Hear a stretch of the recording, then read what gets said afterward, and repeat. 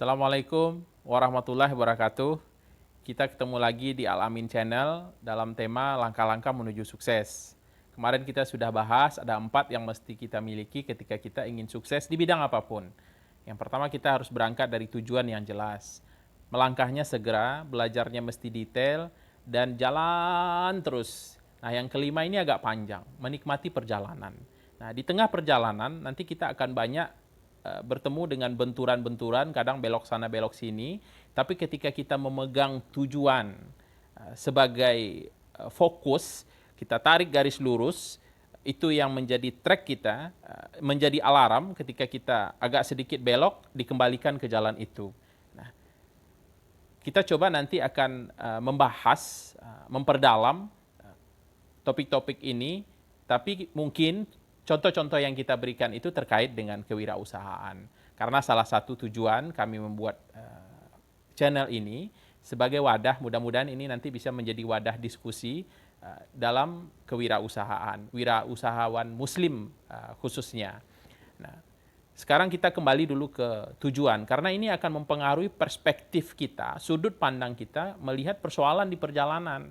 Nah, tujuan sebagai seorang wirausahawan muslim, tentu kita mempunyai cita-cita suksesnya bukan hanya sekedar kehidupan di dunia, tapi kehidupan suksesnya betul-betul harus dunia akhirat. Ada kehidupan yang jauh lebih panjang, yang apa yang kita lakukan di sini nanti akan kita pertanggungjawabkan menjadi jembatan untuk kita sukses di sana nanti. Nah, terkait juga dengan kegiatan-kegiatan usaha. Jadi kegiatan usaha ini kan wadah, tempat kita menjemput rezeki. Dan salah satu hal yang mesti kita perhatikan, rezekinya kita mesti halal. Jadi mungkin kegiatan usaha kita, di dalam kegiatan usaha apakah ada hal-hal yang barangkali bisa merusak kehalalan rezeki, yaitu kita yang evaluasi, kita yang tahu. Nah, pegangan ini, cita-cita ini, cita-cita besar ini, itu akan mempengaruhi langkah-langkah kita. Jadi ketika kita memiliki cita-cita yang besar, langkah-langkahnya juga otomatis besar. Tapi kalau hanya sekedar kehidupan dunia, suksesnya hanya bentuknya materi, rugi kita. Artinya yang kita kejar itu belum tentu bisa kita dapatkan, tapi kehidupan akhirat yang jauh lebih panjang, yang abadi, itu nanti kita kecil kemungkinan untuk bisa selamat. Nah, contoh konkret misalnya begini.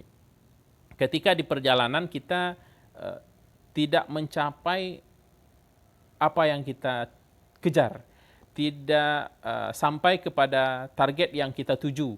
Jadi kita punya target besar, terus diturunkan ke bawah, ada target-target kecil.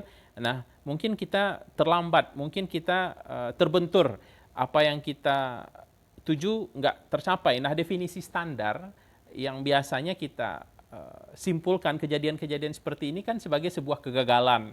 Nah, kalau dalam perspektif agama, ya kegagalan itu tidak semuanya buruk. Itu kan sudut pandang kita. Tapi kita bisa melihat itu sebagai sebuah takdir. Dan takdir Allah itu kan selalu baik. Bukankah di dalam Al-Quran ada ayat yang mengatakan, boleh jadi kamu menyukai sesuatu, tapi itu tidak baik untukmu. Boleh jadi kamu tidak menyukai sesuatu, tapi itu baik untukmu. Allah lebih tahu, kamu tidak tahu. Nah, sehingga kalau kita menjadikan itu sebagai acuan, menjadikan itu sebagai pegangan, keterbenturan itu tadi bisa kita nikmati.